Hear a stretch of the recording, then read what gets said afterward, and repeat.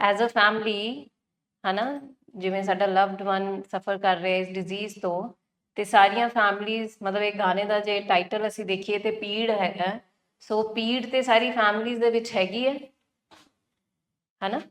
ਸੋ ਅਸੀਂ ਬੜੇ ਸਾਲਾਂ ਤੋਂ ਪੀੜ ਨੂੰ ਸਾਂਭ ਕੇ ਰੱਖਿਆ। So any one of you ਕੁਝ ਕੋਈ ਜਿਹਨੇ ਰਿਲੇਟ ਕੀਤਾ ਹੋਏ before we give our perspective ਕਿ ਹਾਂ ਇਸ ਗਾਣੇ ਤੋਂ ਅਸੀਂ ਕੀ ਜ਼ਿਆਦਾ ਡਿਟੇਲ ਦੇ ਵਿੱਚ ਕਲੈਰਿਟੀ ਦੇ ਵਿੱਚ ਸਮਝਣ ਦੀ ਕੋਸ਼ਿਸ਼ ਕਰ ਰਹੇ ਸੀ। ਸੋ ਕੋਈ ਤੁਹਾਡੇ ਵਿੱਚੋਂ ਕੋਈ ਇਸ ਗਾਣੇ ਬਾਰੇ ਰਿਲੇਟ करके कुछ दो शब्द कहना चाहे थे? मतलब any of the hidden meaning behind this song जो आपने अपने साथ रिलेट किया है, अपने स्टेट ऑफ माइंड के साथ या अपने बिहेवियर के साथ, तो वी वांटेड टू नो कि आज ये फैमिली मीटिंग पे ये जो सॉन्ग लगा है वो आपके साथ कैसे रिलेट कर रहा है। सो वी वांटेड कि आप इस गाने में से आप क्या अपने आप को आइडेंटिफाई कर पाए उस रोल में, हम आपका उसमें व्यू पॉइंट जानना चाहते हैं। ये भी इसमें तो जैसे यही लगा ना कि वो फॉर ग्रांटेड लेता है अपने लव्ड वन को, एंड रिलेट यही हुआ कि जैसे वो अपने वर्क में बिजी है एंड दैट्स वाई वो फॉर ग्रांटेड ले रहा है, ऐसे ही हमारा लव्ड वन अपने एडिक्शन में इतना बिजी है कि वो नहीं देख पाता पेन फैमिली की। सो आप इसमें रिलेट कर पा रहे हैं कि एक मतलब आपके हस्बैंड अगर अपने अल्कोहल में मतलब डिपेंडेंट थे तो वो फैमिली को मतलब निग्लेक्ट कर रहे थे। हाँ, मतलब फैमिली की पेन नहीं देख पेन पाते। नहीं family देख की पा रहे pain थे, नहीं। मतलब उनकी जो पीड़ है। हाँ जी, एनीवन?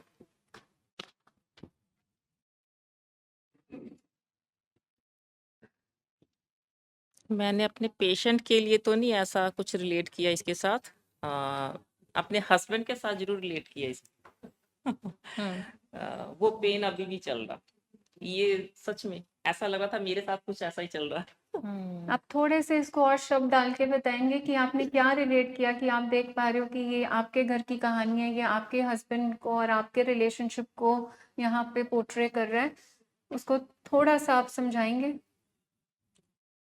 बिल्कुल, जैसे कि मेरे हस्बैंड अल्कोहल पेशेंट हैं, तो उसकी वजह से आई थिंक ऐसा है कि वो पूरी फैमिली को जो उनकी रिस्पॉन्सिबिलिटी है वो हर एक चीज को इग्नोर कर रहे, मतलब उनकी रिस्पॉन्सिबिलिटी को वो देख भी नहीं रहे, उनको दिख भी नहीं रही, देख नहीं रही या दिख भी नहीं रही उनको। और आप मतलब एक्सेसिव केयर टेकिंग और आप मतलब एक्सेसिव रिस्पॉन्सिबिलिटीज उठा रहे हैं। मतलब जो चीजें उनको नहीं दिख रही हैं, उनके हिस्से, अपने हिस्से का तो आप कर रहे हैं, पर उनके हिस्से का भी you are doing that part also. बिल्कुल। अभी जैसे अभिनव मेरा बेटा जैसे इस बीमारी के बीच में आ गया, तो अब मेरा ध्यान उनकी तरफ से हट के अब बेटे की तरफ ही पूरा का पूरा कन्वर्ट हो गया। मतलब फैमिली इश्यू जो पहले थे अब और ज्यादा बढ़ गए, वो सिर्फ और सिर्फ वो अल्कोहल पेशेंट है इसकी वजह से। तो अगर हम अभिनव की भी बात करते हैं, ठीक है, सो वही चीज कहीं ना कहीं अभिनव और आपके एक मदर और सन के रिलेशनशिप में भी ये चीज आ रही है जो आप अपने हस्बैंड के लिए तो रिलेट कर पा रहे हैं, बिकॉज स्टोरी थोड़ी सी वैसी थी। सो हम पहला तो अपने स्पाउस या बेटर हाफ के बारे में ही सोचते हैं, बट कमिंग बैक टू अगर हम अभिनव की बात करें, so as a mother also do you feel कि जो एक बेटे की रिस्पॉन्सिबिलिटी या बेटा अपनी रिस्पॉन्सिबिलिटी, सो वहां पे भी उस रिश्ते में भी वी आर मतलब एक्सटेंडिंग अपनी लिमिट्स और हम ज्यादा कर रहे हैं, जरूरत से ज्यादा जो दूसरे का भी काम है वो हम कर रहे हैं, ऐसा लगता है? बिल्कुल ऐसा भी है। अभिनव को जो इस एज में रिस्पॉन्सिबिलिटी लेनी चाहिए या मतलब वो बिल्कुल भी नहीं है। और उसके बाद हाँ मैं ओवरटेक केयर करती हूँ उसकी, इसमें भी कोई इशू नहीं है। सो दैट मीन्स कि एक कॉमन ट्रेट जो हस्बैंड को लेके भी है, बेटे को लेकर भी है, दैट इज डिपेंडेंसी। कि आप पहले अपने हस्बैंड पे डिपेंडेंट थे, अब हस्बैंड की जगह आप किस पे डिपेंडेंट हैं, दैट डिपेंडेंसी इज, जिसको हम आगे एक्सप्लेन करेंगे कि को डिपेंडेंसी इन राइट वर्ड्स, कि अब आप बेटे के ऊपर को डिपेंडेंट हो गई। नेक्स्ट। हाँ जी, मेरे हस्बैंड ਐਡਿਕਸ਼ਨ 'ਚ ਸੀਗੇ ਅਲਕੋਹਲ ਦੇ, ਤੇ ਪੀੜ ਤਾਂ ਉਹਨਾਂ ਨੂੰ ਵੀ ਬਹੁਤ ਸੀ ਤੇ ਪਰਿਵਾਰ ਨੂੰ ਵੀ ਬਹੁਤ ਪੀੜ ਸੀ। ਤੇ ਪੀੜ ਤਾਂ ਜਿਵੇਂ ਵਰਡਾਂ 'ਚ ਤਾਂ ਕਹਿ ਹੀ ਨਹੀਂ ਸਕਦੇ, ਮਹਿਸੂਸ ਹੀ ਕਰ ਸਕਦੇ ਹਾਂ। ਬਹੁਤ ਜ਼ਿਆਦਾ ਪੀੜ ਕਰਕੇ ਬੰਦਾ ਆਪ ਵੀ, ਉਸ ਪੀੜਾ ਨਾਲ ਬੰਦਾ ਆਪ ਵੀ ਬਹੁਤ ਬਿਮਾਰ ਹੋ ਜਾਂਦਾ ਵਾ। ਫੈਮਿਲੀ ਤੇ ਤਾਂ ਅਸਰ ਪੈਂਦਾ ਹੀ ਪੈਂਦਾ ਵਾ, ਬੱਚਿਆਂ ਤੇ ਬਹੁਤ ਅਸਰ ਪੈ ਜਾਂਦਾ, ਬੱਚਿਆਂ ਦੇ ਬਿਹੇਵ ਤੇ ਅਸਰ ਪੈ ਜਾਂਦਾ। ਹੁਣ ਜਦੋਂ ਦੇ ਮਤਲਬ ਇੱਥੇ ਆਏ ਆ ਤਾਂ ਥੋੜਾ ਰਿਲੀਫ ਤਾਂ ਜ਼ਰੂਰ ਹੈਗਾ ਹੀ ਹੈ।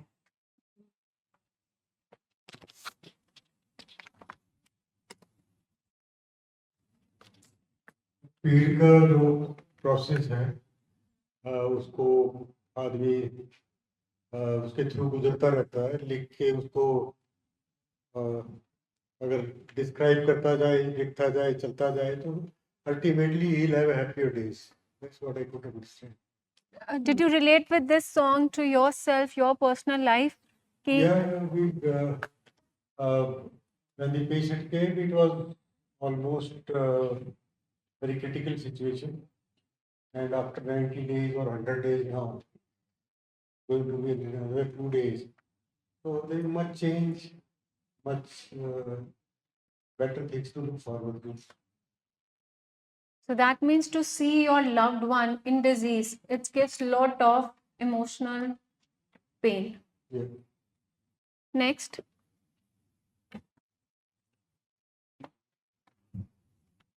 मुझे लगता है मतलब जो हम फील करते हैं हमारे पेशेंट के लिए, हमारी फीलिंग्स, और वो मतलब वो उस सॉन्ग में वो बंदा नहीं समझ पा, एंड में वो समझा और मतलब सही टाइम पे समझ गया, सब कुछ ही ठीक हो गया। ऐसा मुझे मतलब मेरे हस्बैंड के साथ लगता है कि जो मैं उसके लिए सोच रही हूँ वो इस कंडीशन में ही है कि वो समझ पाए, फील कर पाए। मैं इससे यही रिलेट कर पाई।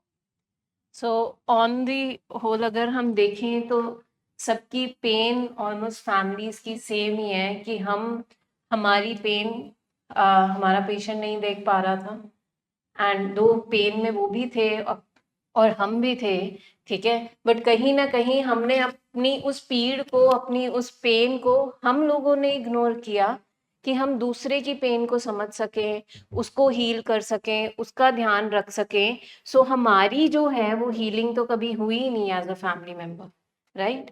मतलब पेन, जैसे आपने सही बोला कि जो पेशेंट इस बीमारी में आया है इक्वली वो भी सफर कर ही रहा है। इट जस्ट दैट कि वो पेन फील नहीं कर पा रहा, ना अपनी ना आपकी, ही इज नम, ठीक है, उसका brain is numb to pain. तो हम एज अ फैमिली मेंबर क्या हम बार बार अपनी लिमिट्स को एक्सटेंड करते हैं, इमोशनली, फिजिकली, फाइनेंशियली, मतलब हर तरह से हम अपने आप को इतना स्ट्रेच करते हैं टू अ लिमिट जहाँ पे हम बिल्कुल थक कक और टूट जाते हैं, राइट। तो यही सारी चीजें मैं सबसे पूछूं तो ये आपको नजर आई इस गाने में जो आप अपने साथ रिलेट कर पा रहे हो कि उसने बोला कि ਪੀੜ ਨੂੰ ਸਾਂਭ ਕੇ ਮੈਂ ਰੱਖ ਰਹੀ ਹਾਂ। ਸੋ ਜਦੋਂ ਅਸੀਂ ਡੇਟਾ ਇੰਟਰਵੈਂਸ਼ਨ ਕਰਦੇ ਹਾਂ, so all you have is the memories ਕਿਹੜੀਆਂ, ਪੇਨ ਵਾਲੀਆਂ। ਮਤਲਬ ਅਸੀਂ ਜਦੋਂ ਵਾਈਫਸ ਨੂੰ ਸੁਣਦੇ ਆ ਜਾਂ ਮਦਰਸ ਨੂੰ ਸੁਣਦੇ ਆ, ਹਨਾ, ਸੋ ਬਹੁਤ ਘੱਟ ਇਹੋ ਜਿਹੀਆਂ ਚੀਜ਼ਾਂ ਹੁੰਦੀਆਂ ਜੋ ਕਿ ਤੁਸੀਂ ਉਹਨਾਂ ਨਾਲ ਰਿਲਿਸ਼ ਕੀਤੀਆਂ ਹੁੰਦੀਆਂ, ਚੈਰਿਸ਼ ਕੀਤੀਆਂ ਹੁੰਦੀਆਂ ਨੇ memories. But the thing is ਕਿ ਤੁਹਾਨੂੰ ਲੱਗਦਾ ਕਿ ਮੈਮ ਮੈਂ ਤੇ ਪੇਨ 'ਚ ਹੀ ਰਹੀ ਹਾਂ ਇੰਨੇ ਸਾਲ ਤੋਂ। ਸੋ ਉਹ ਪੇਨ ਹੀ ਜਿਹੜੀ ਹੈ ਤੁਸੀਂ ਸਾਂਭ ਕੇ ਇੰਨੇ ਸਾਲਾਂ ਤੋਂ ਰੱਖੀ ਹੈ, ਤੁਸੀਂ ਨਾ ਕਦੀ ਐਕਸਪ੍ਰੈਸ ਕੀਤੀ, ਨਾ ਤੁਸੀਂ ਉਸ ਨੂੰ ਪ੍ਰੋਸੈਸ ਕੀਤਾ, ਨਾ ਤੁਸੀਂ ਉਹਨੂੰ ਹੀਲ ਕਰ ਪਾਏ। Anything you want to add?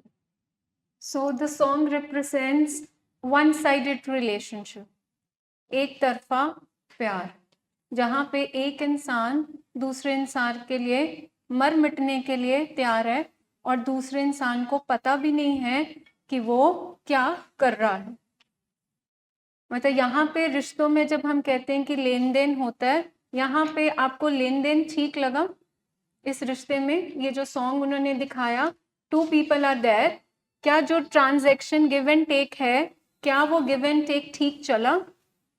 एक इंसान यहाँ पे सिर्फ दे रहा है और दूसरा इंसान सिर्फ उसको ले रहा है।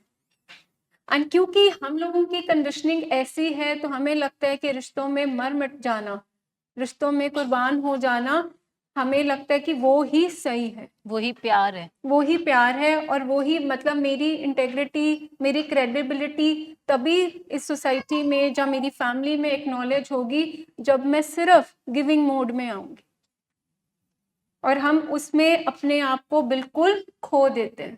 आपने सॉन्ग में देखा कि उसको इश्यूज आ रहे हैं, उसकी हेल्थ खराब हो रही है, बट उसका ध्यान अपने पे है ही नहीं है, उसका सेंटर क्या है, दैट पर्सन। उसी तरह हम जब एक को डिपेंडेंट रिलेशनशिप में आते हैं, जिसको हम कहते हैं कि ये अब रिश्ता बीमार हो गया। रिश्ता बीमार होने का मतलब क्या है कि आपने एक इंसान को अपनी लाइफ में सेंटर में बिठा दिया और आपकी दुनिया बस उस इंसान के इर्द गिर्द घूमेगी। वो हंसेगा तो आप ठीक हैं, वो उदास है तो आप भी उदास हैं। सो दिस इज कॉल्ड को डिपेंडेंसी। जब रिश्तों की शुरुआत हुई तो हम सब डिपेंडेंट रिलेशनशिप में आते हैं, क्योंकि जब हम पैदा होते हैं तो हम एक दूसरे पे डिपेंडेंट हैं, क्योंकि हमारे प्राइमरी जो फंक्शंस होते हैं वो बिना डिपेंडेंसी के हो ही नहीं सकते। हम अपने मदर पे, अपने पेरेंट्स पे डिपेंडेंट हैं। फिर हम जैसे जैसे बड़े होते हैं, फिर हमारे रिश्ते इंडिपेंडेंस की तरफ आते हैं। जैसे हम अपने माइलस्टोन्स अचीव करते हैं तो हम इंडिपेंडेंट होते हैं, फिर अपने से चलना शुरू करते हैं, खाना खाना शुरू करते हैं, अपने यूरिनरी ब्लैडनरी जितने भी हमारे फंक्शंस हैं वो हम कंट्रोल करते हैं, इंडिपेंडेंटली अपने आप को फंक्शनिंग में लेके आते हैं। इसके बाद स्टेज आनी चाहिए थी इंटरडिपेंडेंस की, बट वो इंटरडिपेंडेंस जो एक हेल्दी रिश्ता था वो नहीं हुआ। यहाँ पे क्या आ गया, क्योंकि बीमारी आई तो रिश्ता आ गया को डिपेंडेंसी का। और को डिपेंडेंसी क्या है? टॉक्सिसिटी। टॉक्सिसिटी क्यों है? क्योंकि हम लेन और देन नहीं चल रहा, एक तरफा सब चल रहा है। इस गाने में भी और हमारी जिंदगियों में भी क्या हुआ है कि हमने हमेशा दिया, जैसे मैम ने बोला कि मर मिटना हमें लगता है कि प्यार है, और यही हमने अपने कल्चर से, अपने बैकग्राउंड से, सबसे यही सीखा है कि अगर अगला इंसान नहीं भी कर रहा तो आप मर मिट जाओ, कोई बात नहीं। सो यहाँ पे क्या है कि वो प्यार भी कर रही है, केयर भी कर रही है, बट इन रिटर्न उसको क्या मिल रहे हैं? पेन, घाव, धोखा, या वो अटेंशन, वो केयर वो नहीं मिल रही है। सो जब हम दे रहे हैं, सिर्फ दे रहे हैं, और वापसी में ये नहीं है कि हमें कुछ नहीं मिल रहा, हमें क्या मिल रहा है? दर्द, जैसे मैंने बोला, पेन और घाव मिल रहे हैं हमें रोज की, एक ऐसी कि I am not that important, I am not the priority, ये हमारे अंदर एक बिलीफ सिस्टम सेट हो रहे हैं। सो कितनी सारी चीजें हमने उन सालों में इकट्ठी की जो कि सबकॉन्शियसली हमारे ब्रेन में रजिस्टर हो गई है कि शायद I am not good enough. अब उस लड़की को लगता होगा जब दूसरी लड़की आती है और वो उसको छोड़ के वहां चले जाता है, तो एक सबकॉन्शियस में क्या थॉट आता है? I am not good enough. एक माँ बाप को छोड़ के जब बच्चा जा रहा है दोस्तों के पास, तो उसको लगता है कि पता नहीं हमारे में क्या ही कमी रह गई है, we are not good enough as parents, कि बच्चे बाहर जा रहे हैं, दोस्तों की बात सुन रहे हैं, बट मेरी क्यों नहीं सुन रहा, मैंने पाल के रखा। सो ये सारे जो घाव हमें मिले हैं, वुंड्स ओवर द इयर्स, ठीक है, सो ये है पेन, ये है पीड़। सो जब हम दे प्यार रहे हैं, केयर रहे हैं, और इतना ज्यादा कंसर्न, वरी, हम अपना सब कुछ मतलब दाव पे लगा दिया, हमने सैक्रिफाइस कर रहे हैं, ठीक है, और इन रिटर्न हमें सारी क्या मिल रही है? टॉक्सिसिटी। क्यों? क्योंकि वो सिर्फ एक तरफा है, को डिपेंडेंट है, दैट इज कोई इंटरडिपेंडेंस नहीं चल रही। इन रिटर्न हमें वो रेसिप्रोकेट ही नहीं हो पा रहा जो चीजें हम दे रहे हैं, नॉट इवन 0.1% भी उस चीज का वापस नहीं मिल रहा। सो एक तो रोग हमारे घर में है, और उस रोग के साथ रह रह के हम क्या बन गए? हम रोगी। तो इस रिश्ते में कहा जाता है कि क्या है? अगली रिश्ता है ये अब सुंदर रिश्ता नहीं है। जो एक ब्यूटी थी रिलेशनशिप की वो खत्म हो गई। अनफेयर, अनफेयर इसलिए क्योंकि गिव एंड टेक प्रॉपर नहीं हो रहा। आप गिव कर रहे हो, आपने अपना सब कुछ कुर्बान कर दिया, आपने अपना प्यार दिया, टाइम दिया, अपने रिसोर्सेस दिए, बट आगे से आपको क्या मिला?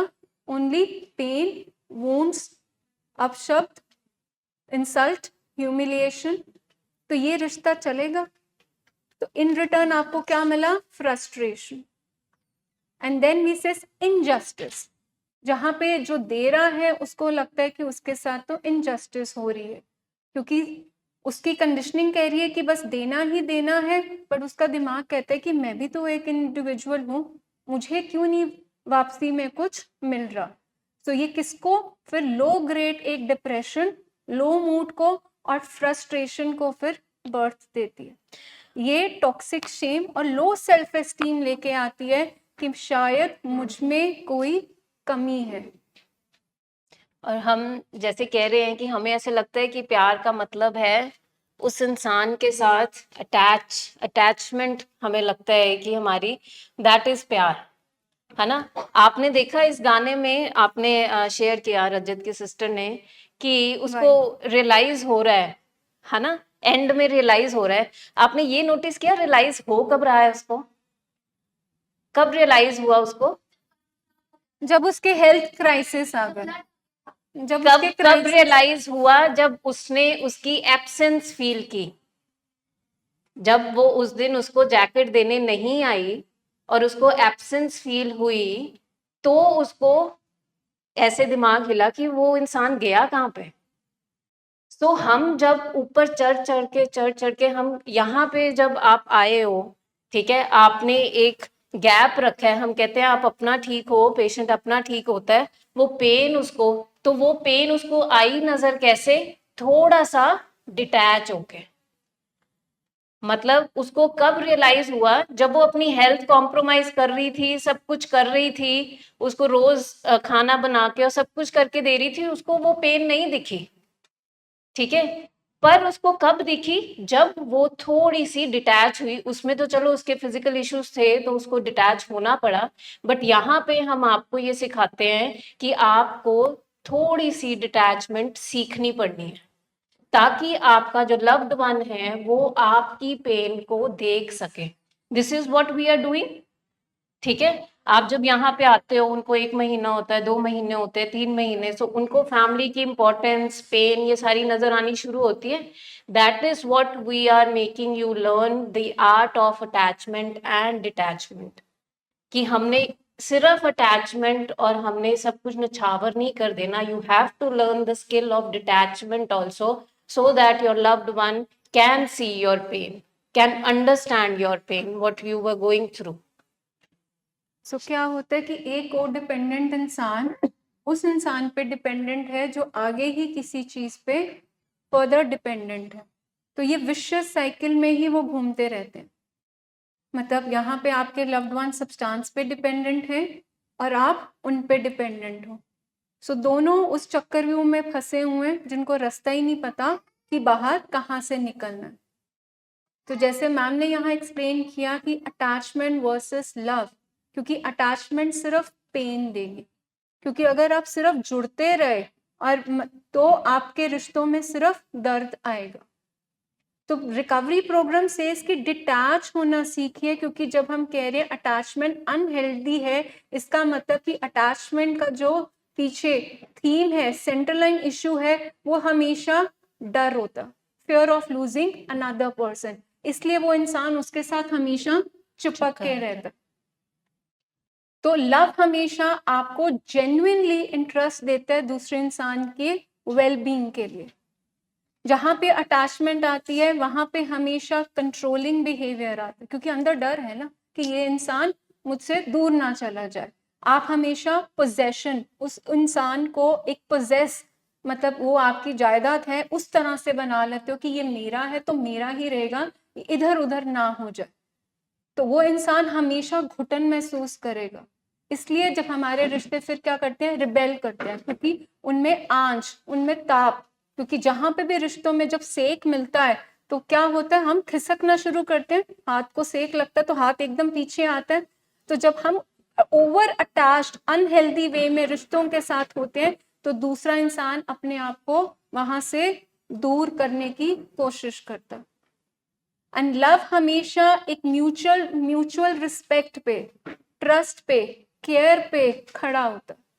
और अटैचमेंट हमेशा कभी भी किसी की लव केयर रिस्पेक्ट पे नहीं होती, क्योंकि उसमें हमेशा आय इंपॉर्टेंट होता है कि दूसरा इंसान मुझसे छिन ना जाए। और प्यार हमेशा कहता है कि नहीं, आगे बढ़ो, वो आपको पंख देता है उड़ने के लिए कि आप उस इंसान के लिए, बेहतरीन के लिए फैसला लो, चाहे वो आपसे दूर है चाहे वो आपके पास है। सो हमारा रिकवरी प्रोग्राम कहते हैं कि ये जो अटैच चुंबक और जो ये जो खेल खेल रहे हैं हम, चुंबक और जो लोहे का, ये अटैचमेंट तो उस रिश्ते में भी है। इधर लोहा आया, चुंबक आया, वो आपस में अटैच हो गए। क्या वो प्यार है? क्या उससे दूसरा इंसान, जहाँ आप दोनों की ग्रोथ होगी, दोनों आगे बढ़ेंगे? नहीं हो पाएगा। तो प्रोग्राम सेज कि क्या करना है, डिटैच, कि आप अपने पे फोकस करें और दूसरा इंसान अपने पे अपने आप काम करना शुरू करे, ताकि ये जो टेकन फॉर ग्रांटेड एटीट्यूड हमारे रिश्तों में लिया हुआ है सबने, उसको चेक किया जाए। मतलब चुंबक और लोहे की मैम ने बात करी है ना? सो अभी चुंबक और लोहा तो पता चल जाता है जब सारे आपके लव्ड वंस नीचे आते हैं और हम ऐसे मैग्नेट की तरह ऑटोमेटिकली हमारी गर्दन घूम जाती है। वो जैसे वो है ना कि वो पड़ी है लोहे की नेल्स पड़े हैं, तो वो मैग्नेट वो खुद ब खुद अट्रैक्ट कर लेगा। तो ऑटोमेटिकली जब आपको आहट आती है कि कोई ऊपर से आ रहे हैं, तो हमारी गर्दनें ऐसी हो जाती हैं। सो हमारा रिश्ता वैसा है, फिर हमें पकड़ के सीधा करना पड़ता है। सो हम आपको ये सिखा रहे हैं कि अटैचमेंट एंड डिटैचमेंट, जहां मुझे डिटैच होना है, असर्टिव होना है, वहां पे होना है। मेरे को हर टाइम पे को डिपेंडेंट की तरह, क्योंकि एक टाइम पे नहीं तो ऐसा होगा कि मैं बिल्कुल खत्म हो जाऊंगी, ठीक है, कि मैं बिल्कुल ही ड्रेन हो जाऊंगी, मेरे में एक कतरा भी नहीं रहेगा कि मैं खुद की केयर करूं या किसी की केयर कर पाऊं। So coming next to the next slide, जो हम अभी बात कर रहे हैं, को डिपेंडेंसी हमेशा टॉक्सिसिटी, टॉक्सिक मतलब कि वो पॉइजनस, खतरनाक माहौल बना देगी। एंड ये रिश्ता ऐसा नहीं है कि ये रिश्ता सिर्फ मतलब एक पेशेंट और उसके घर वालों के बीच में है। ये को डिपेंडेंसी का रिश्ता अक्सर पाया जाता है घरों में, या जैसे, और रिश्ता कहाँ पे, रिश्ता एक हस्बैंड एंड वाइफ के बीच में को डिपेंडेंसी देखते हैं, एक बॉस और एक एम्प्लॉय के बीच में आप को डिपेंडेंसी देख सकते हैं, दोस्त दोस्त के बीच में को डिपेंडेंसी देख सकते हैं, भाई बहन के बीच को डिपेंडेंसी देख सकते हैं कि एक खुश है, दूसरा उस तभी खुश होगा जब पहला इंसान अपनी टेक केयर करेगा। और हमने बहुत बार देखा है, इवन बच्चों को हमने देखा है अपने पेरेंट्स की रिस्पॉन्सिबिलिटीज लेते हुए। Like when a husband is going through a problem इस डिजीज से, सो वो अनअवेलेबल जैसे हस्बैंड होते हैं, and wifes are going through the pain, पीड़ जो हम कह रहे हैं। So I have seen small children taking care of the pain of the mother. And just imagine कि जो बच्चा आपका बड़ा हो रहा है और उसको जो एक इमोशनली अवेलेबल पेरेंट्स चाहिए, सो उस टाइम पे वो बच्चा क्या कर रहा है, को डिपेंडेंसी की जो रिस्पॉन्सिबिलिटीज हमारे रिस्पेक्टिव पेरेंट्स नहीं ले पाए, वो बच्चा वो रिस्पॉन्सिबिलिटीज निभाने लग गया है। एंड वो बड़ा मतलब सबकॉन्शियसली आ रहा है, क्योंकि उन्हें लगता है कि कोई एब्सेंस है, हमें फिल करनी है वो चीज। सो जब ये एक एडिक्ट की फैमिली में बड़ी नेचुरली आती है ये चीज। मतलब उसमें क्या होता है कि हम देखते हैं कि बच्चे उम्र से पहले ही बड़े हो गए, ये उम्र से पहले बच्चे बड़े हो गए, क्यों?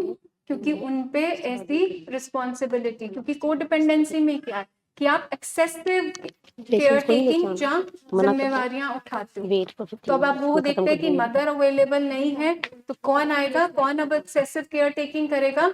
वो बच्चे। सो को डिपेंडेंसी जहाँ पे आएगी वहां पे अनहेल्दी रिलेशनशिप होगा, कर दो नेक्स्ट स्लाइड, जहाँ पे को डिपेंडेंट भी कभी अपने ऊपर फोकस नहीं कर पाएगा और ना दूसरे इंसान को उस ट्रैप से, उस अटैचमेंट से वो निकलने देगा। मतलब वो मैग्नेटिक फील्ड का ही खेल चलता रहेगा, जहाँ पे वो मैग्नेटिक फील्ड में क्या है, चुंबक और लोहा आपस में एक दूसरे से चिपकेंगे, पर दोनों एक दूसरे से चिपकने के बाद दोनों ही एक दूसरे को खराब करेंगे। सो हमारे घरों में यही चीजें हैं। मतलब ये मैं ये नहीं कह रही कि आप लोग जानबूझ के करते हो, बट इस चीज को आज हमने आइडेंटिफाई करना है कि जैसे यहाँ पे सारे रिश्ते लिखे थे, तो इट्स नॉट जस्ट, जैसे मैम आपको गाना देख के अपने हस्बैंड की याद आई, दो your son is also in the treatment, ठीक है। सो मैं यहाँ बैठे हर शख्स को यही बोलूंगी कि चाहे आप अपने लव्ड वन के भाई हो, बहन हो, मदर हो, फादर हो, इवन चाहे उनके सन और डॉटर हो, सो ट्राई टू अंडरस्टैंड कि आप में वो को डिपेंडेंसी नेचर तो नहीं आ रही है। बिकॉज सबसे पहली जो काम है वो है आइडेंटिफाई करना, तभी हम उस चीज पे काम कर पाएंगे कि कहाँ कहाँ मैं अपना आप निग्लेक्ट करके, इग्नोर करके दूसरी रिस्पॉन्सिबिलिटीज या दूसरे शख्स को इनेबल कर रही हूँ कि वो अपनी रिस्पॉन्सिबिलिटीज ना उठाए। ये जो स्टेटमेंट आती है, हम तो अपने आप को भूल ही गए हैं। ये आती है हमारे अंदर से, हमारा वजूद ही खत्म हो गया। कभी ये एक्सपीरियंस किया है? कभी खुद से बैठे और अभी लगता है कि यार ये क्या हो गया, मैं तो इतना कुछ करती हूँ फिर भी चीज़ें ठीक नहीं हो पाती, फिर भी ये खुश नहीं होते। एक्सपीरियंस किए, हमारे अंदर ये सोचें चलती हैं और फिर जब चीज़ें ठीक नहीं चलती फिर हम खुद ही को ही सेल्फ ब्लेम करते हैं, खुद ही को ही सेल्फ डाउट करते हैं। जब ये सारी चीज़ें आपके अंदर आ रही हैं, ये क्लियरली शो कर रहा है कि अब रिश्ता बीमार है। दिस इज सिक रिलेशनशिप, जहाँ पे टॉक्सिसिटी बढ़ती जा रही है। एंड दे टॉक्सिसिटी फिर आपके अंदर टॉक्सिक शेम को इंड्यूस करती है। आप सबने कोडिपेंडेंस के बारे में सुना समझा। कोडिपेंडेंस ऐसी होती है जिसे हमने बहुत बारी सुना है, देखा होगा फैमिलीज में। डॉक्टर्स कई बारी किसी प्रॉब्लम के लिए, जनरल प्रॉब्लम के लिए आपको सर्जरी रिकमेंड कर देते हैं। फॉर एग्जाम्पल, आपका बेटा 25 ईयर्स का है, उसको गॉल ब्लैडर में स्टोन्स आ गए हैं और डॉक्टर ने कह दिया सर्जरी करनी है और कोई चारा नहीं है, तो माए या फैमिली मेंबर्स हाय बेचारा जिया हले हुणे ही सर्जरी कर दांगे, हुणे हले ही यदि बॉडी पे चीर फाड़ पा दांगे, तो क्या करते हैं उसको डिले करते रहते हैं। होता है ऐसे? कभी सुना है कभी किसी ने?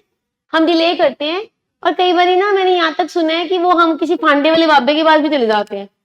पता भी है, डिनाइल इतनी स्ट्रांग है, पता भी है गॉल ब्लैडर का कोई फांडा नहीं होना, कोई स्टोन नहीं निकलना, कोई कुछ नहीं होना, फिर भी हम चले जाते हैं और हम उसको डिले करते रहते हैं टिल वो पेन इतनी ज्यादा ना बढ़ जाए कि एक रात को इमरजेंसी हो गई है, फिर लगता है नहीं ऐ ना होए, फिर हमारा फेयर आ जाता है ऐ ना होए पित्ता ही फट जाए सर्जरी करा लो। In the same way you must have heard, जब कभी कोई वूंड होता है, बॉयल होता है, कोई फोड़ा होता है बॉडी में, तो उसमें बहुत सारा पस फॉर्मेशन हो जाती है।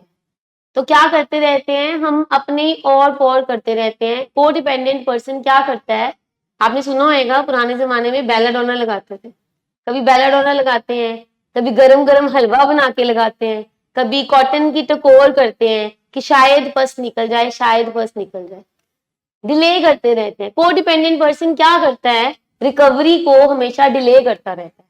क्यों? क्योंकि उसको लगता है मैंने ठीक कर लेना है, मैंने अपने तरीके से ठीक कर लेना है। डॉक्टर ने आपको बोला है कि वो जो बॉयल बना है या जो फोड़ा बना है उसे चीरा देना पैना है, चीरा दे के तो निकलनी है होती सारी पास, पेन ता रिलीव होनी है। बट हम कोडिपेंडेंट पर्सन क्या करते हैं, और तरह के और पौर करते रहते हैं और तरीके अपनाते रहते हैं, शायद ठीक हो जाए, शायद ठीक हो जाए। अच्छा, पता हमको भी है, एक कोडिपेंडेंट पर्सन को ये पता होता है कि मेरा लव्ड वन भी पेन में है। अभी किसी फैमिली ने बोला था कि हमें पता होता है कि हमारा पेशेंट भी पेन में था, हम भी पेन में थे, पर हमारी कोडिपेंडेंसी इतनी होती है, पेन में है ये भी पता है, सर्जरी होगी, चीरा निकलेगा, उसको थोड़ा सा पिंच करेंगे, थोड़ी तकलीफ होगी तो उसने रिलीफ में आना है। हम वो पिंच करना ही नहीं चाहते अपने पेशेंट को, हम वो वाली पेन देना ही नहीं चाहते, हम वो कॉन्सिक्वेंस नहीं देना चाहते। देखो, अगर एब्सेस बना है, इसको मैं एक रिफाइंड फॉर्म में बोल देती हूँ, एब्सेस बना है, आपको पता लग गया है कि बाजू में यहाँ पे स्वेलिंग हो गई है, एब्सेस बना हुआ है, हम कहते हैं दवाइयां दे दो, एंटीबायोटिक दे दो, हम कोई और तरीके कर लेते हैं, इसको कट मत लगाओ। डॉक्टर कहता है ठीक तब होना है कि जब कट निकाल के सारी पस फॉर्मेशन निकालनी है हमने, तो कट लगाना इज ए कॉन्सिक्वेंस जो देना पड़ना है हमें, पर हम नहीं करने देते, उसको डिले करते रहते अपनी कोडिपेंडेंस के कारण। ये होती है कोडिपेंडेंसी। अब कोडिपेंडेंसी जो है हमारे अंदर टॉक्सिक शेम लेके आती है। हमने लास्ट टाइम ये बात करी थी कि जो पेशेंट होता है ना, वो कहता है बंद कमरे च मेरी गल रहनी चाहिए, ए गल कमरे चो बाहर नहीं जानी चाहिए। वाइफ है, मदर है, फादर है, सिस्टर है, ब्रदर है, घरों गल नहीं बाहर जानी चाहिए या इस बंद कमरे चो बाहर नहीं जानी चाहिए। पर बाहर वालों को सबसे पहले पता होता है, बाहर वाले सबसे पहले जानकार होते हैं कि हमारा लव्ड वन नशे में चला गया है। वो जो बात बाहर नहीं जानी चाहिए, ये तेरे मेरे में रहनी चाहिए, वो जो एक टॉक्सिक शेम है, शर्म है, लोग क्या कहेंगे, लोग क्या कहेंगे, मेरी परवरिश में कोई फर्क रह गया था, मेरी परवरिश में कोई कमी रह गई थी, मेरे प्यार में कोई कमी रह गई थी।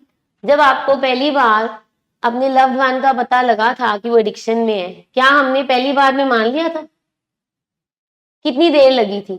जब तक हमने आंखों से नहीं देख लिया, जब तक हमने लॉसेस नहीं देख लिए, जब तक हमने नुकसान नहीं देख लिए किसी भी तरह के, तब तक हमने नहीं माना था। हमें लगा लोग ऐसे बोल रहे हैं, हमारे बच्चे से शायद जेलसी कर रहे होंगे इसलिए बोल रहे हैं, जब तक हम खुद वो बिहेवियर नहीं देख लेते। और उतनी देर तक काफी देर हो चुकी होती है, हम डिले हो चुके होते हैं। ये टॉक्सिक जो हमारी शेम है वो ट्रीटमेंट को डिले करती है बहुत बार। ट्रीटमेंट को पहले तो मरीज को आने में डिले करती है। जो मैं बोलने जा रही हूँ, this is very much important, those who are sitting here and those who are seeing online. हम जो हमारे तजर्बे से आपको बता रहे हैं, अपने एक्सपीरियंसेस से बता रहे हैं, टॉक्सिक शेम ही ट्रीटमेंट को हिंडर करती है, सैबोटाज करती है। कैसे? पहले तो मरीज कहता है बंद कमरे में रहना चाहिए, जाना नहीं चाहिए।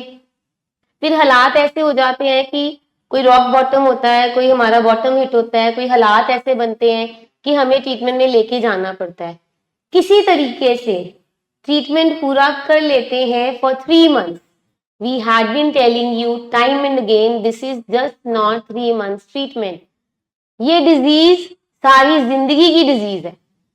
जो डायबिटीज है वो सारी जिंदगी की डिजीज है। इसका मतलब ये नहीं है कि हम लो हो जाएं, उदास हो जाएं, डिप्रेशन में चले जाएं, ये सारी जिंदगी डायबिटीज रहनी है तो जीके की करना है। No, it's not like that.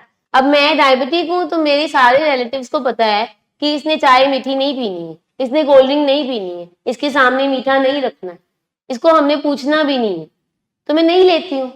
But I am managing my life by doing other things. तो ऐसे एडिक्शन में आपने मैनेजमेंट सीखनी है। Clearly it has been told कि 2.5 साल लगने हैं ब्रेन को थोड़ा नॉर्मलाइज होने में। एक कैलकुलेशन हुई है, एक रिसर्च हुई है जिसमें कहते हैं 0.1% अगर आपका लव्ड वन अपने अंदर रोज चेंज लेके आता है, 0.1%, 0.1% बहुत कम होता है।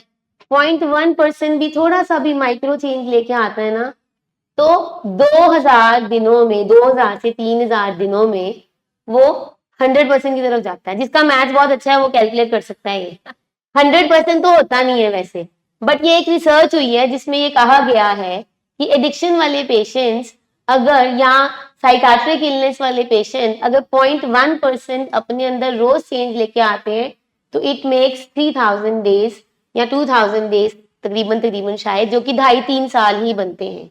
ठीक है, सो वी हैव टू सी कि हम कहाँ पे खड़े हैं, हम क्या कर रहे हैं, हम करते क्या है। 3 months के बाद जब पेशेंट घर पे जाता है, ये टॉक्सिक शेम है उसकी कि मैं लोगों को क्या कहूंगा, मैं कहाँ जा रहा हूँ। सबसे पहला आंसर ये आता है, मैं लोगों को क्या कहूंगा, मैं कहाँ जा रहा हूँ, मैं फिर से रिहैब जा रहा हूँ, मैं क्यों जा रहा हूँ, मैं किस लिए जा रहा हूँ, अब तो मैं ठीक हो गया हूँ, तो लोग कहेंगे इसने दोबारा नशा कर लिया। It's not like that. Openly you have to say. जब हम कहते हैं फैमिलीज का कनेक्शन थेरेपिस्ट के साथ और डॉक्टर के साथ होना चाहिए, ट्रीटिंग टीम के साथ होना चाहिए। Honestly we are telling you, 100 में से 99% पेशेंट्स कहते हैं हमने फॉलो अप नहीं करना, हमने हर्मिटेज नहीं जाना, हमने हर्मिटेज क्या करने जाना है, दवाई खानी है ना, वो तो हम घर पे भी खा लेंगे। तो आपको बता दें, ये टॉक्सिक शेम जो है ना, इसने ट्रीटमेंट सैबोटाज करना है। आपके पेशेंट ने उसकी बीमारी, क्योंकि कनिंग, बैफलिंग एंड पावरफुल है, उसने दबोच लेना है आपको किसी ना किसी तरीके से। उसने आपको कह ही देना है कि नहीं नहीं कोई जरूरत नहीं है, मैं देखो बिल्कुल ठीक हूँ। Initially for 15-20 days he behave very nicely, आपके पैर छुएंगे, आपको विश करेंगे, आपकी सारी बात मानेंगे, बट ट्रीटमेंट के लिए आने के लिए मना करेंगे कि हमने नहीं जाना, अब हम बिल्कुल ठीक है, आप समझो। और ना बड़ी प्यारी सी बात वो कर देते हैं, इतने पैसे तुसी लाते हैं, ਤੁਹਾਨੂੰ पता है ਜਦੋਂ फॉलो अप पे जाते हैं ना उदो इतने पैसे लगते थे, एक दिन दे इतने पैसे लगते थे। जबकि हम कभी पेशेंट्स को नहीं बताते, हम फैमिली को भी बताते हैं कि पेशेंट को पैसों में नहीं डालना, उनको नहीं जताना कितने पैसे लग गए।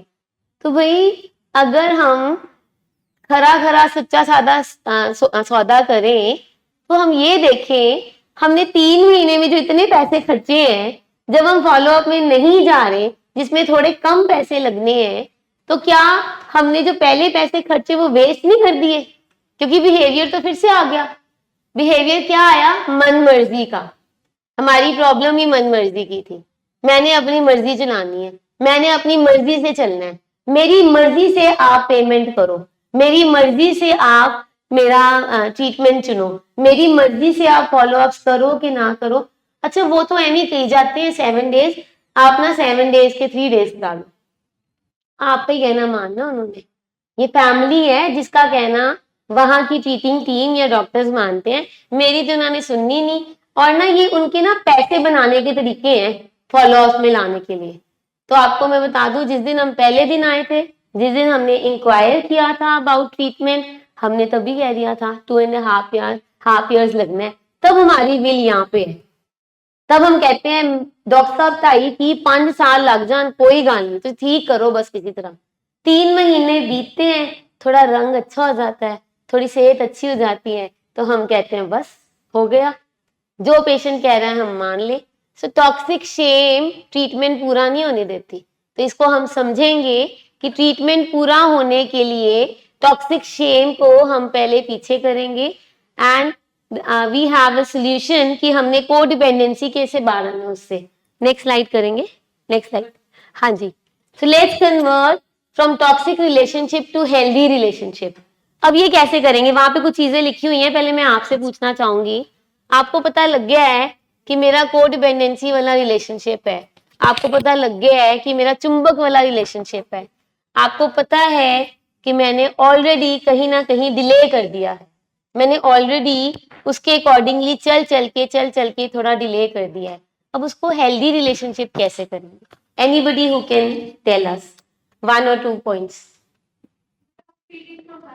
with असर्टिव होके, assertive होके, राइट, assertive होके। और कोई तरीका?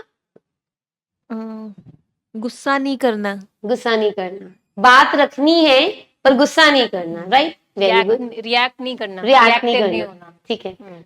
चलो, 7 habits of highly effective people, ये किताब है, आपको हर जगह मिल जाएगी। अगर हम अपने लव्ड वंस को ये सिखाते हैं, आप लोगों के लिए भी है।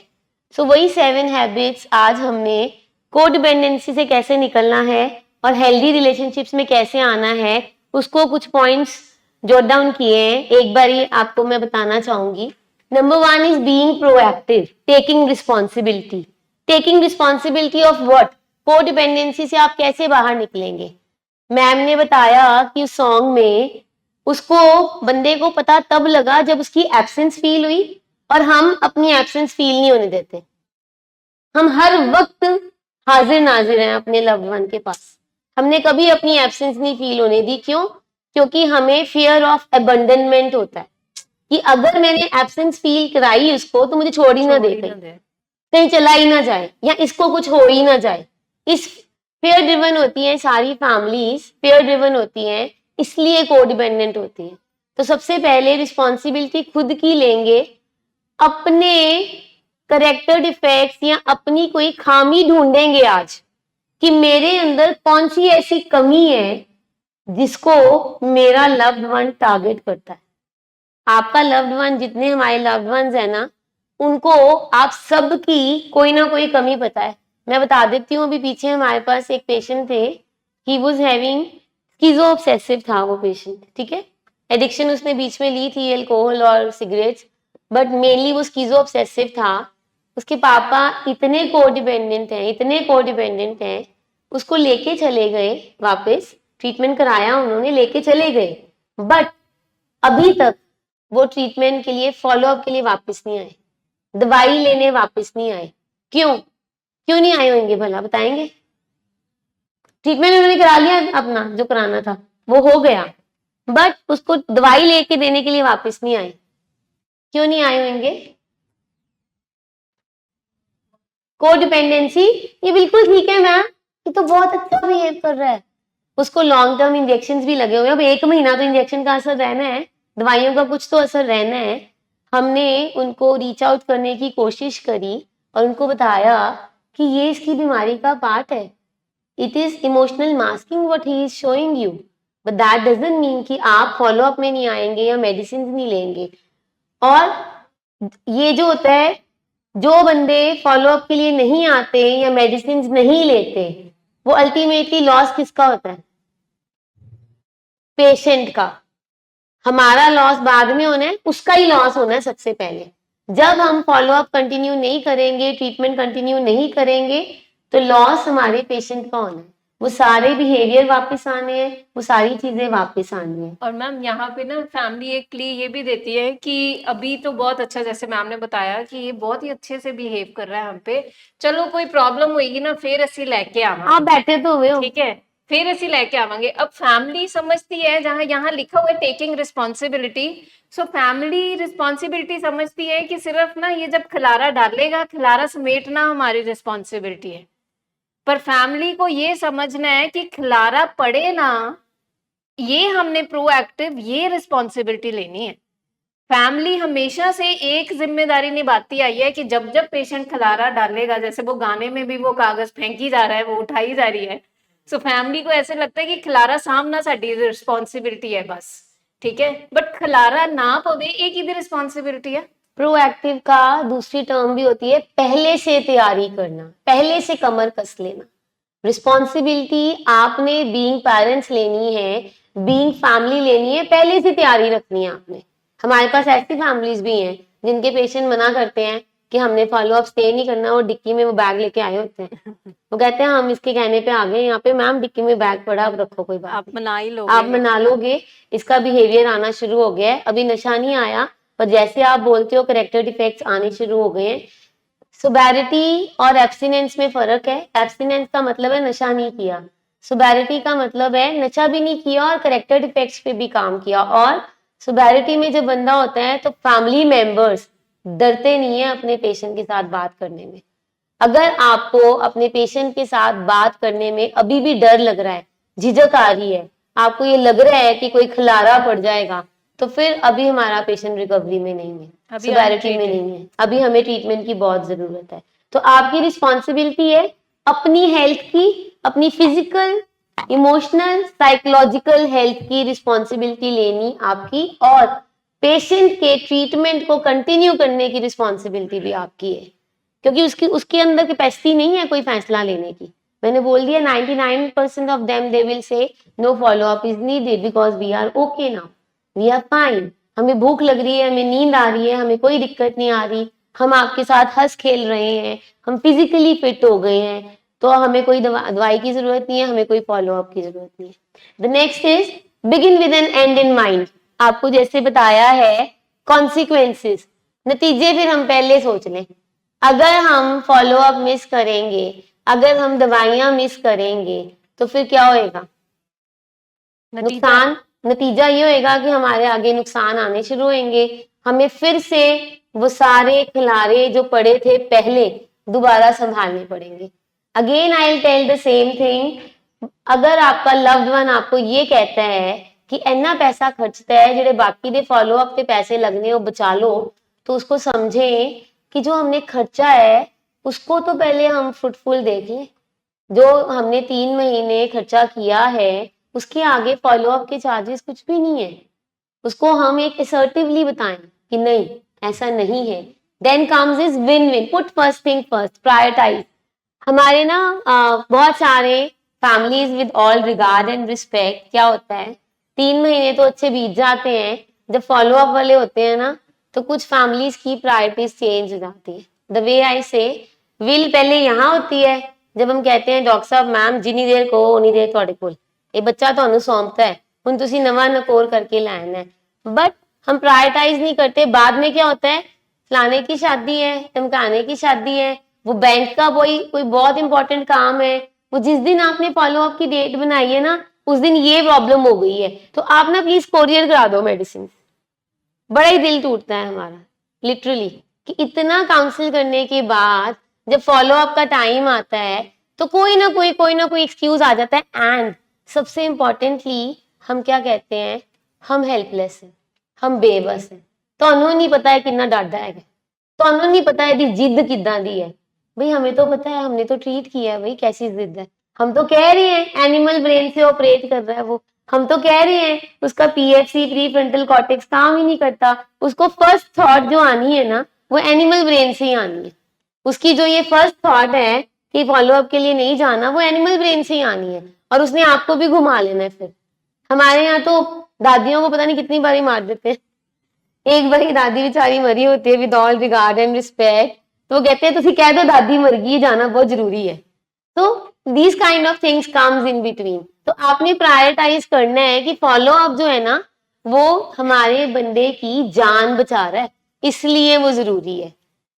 Then comes is win win, mutual benefit. इसको कैसे करेंगे कि दोनों का, हम क्या कर रहे हैं, हम लूज लूज कर रहे हैं। कोडिपेंडेंसी में एक ना टर्म होती है, हमने पहले भी बात की थी, डिपेंडेंसी जब बच्चा पैदा होता है बहुत होती है, फिर वो थोड़ा इंडिपेंडेंट होता है, अपने आप चलता फिरता है, कमाता है, जाता है, वाइफ आ जाती है उसके घर में।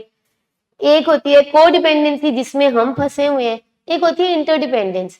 इंटरडिपेंडेंस को ना वैसे कुछ टर्म से बार्टर सिस्टम भी कहते हैं, लेन देन, कि तुम भी अच्छा करो मैं भी अच्छा करता हूँ, तुम मेरा ये कहना मानो मैं तुम्हारा ये कहना मानता हूँ। तो ये विन विन सिचुएशन होती है। कोडिपेंडेंसी में लूज लूज सिचुएशन होती है, ना हमारा कुछ भला हो पाता है ना पेशेंट का कुछ भला हो पाता है। तो हमने जो लेनी है वो विन विन वाली सिचुएशन करनी है कि दोनों का फायदा हो। जैसे जैसे हम बात करते हैं, अगर 7 डेज के लिए नहीं चल कोई बात नहीं, 4 दिन के लिए चलते हैं, पर जाना जरूरी है। ऐसी बात करें कि बीच का कोई रास्ता निकाल सके। और अब ये सिर्फ अपने पेशेंट के लिए नहीं है, अपनी रोजमर्रा की जिंदगी में भी है कि जो हमारी कोडिपेंडेंसी हमारी लाइफ में प्रॉब्लम्स लेके आ रही है, तो हमने विन विन वाली सिचुएशन निकालनी है कहीं ना कहीं।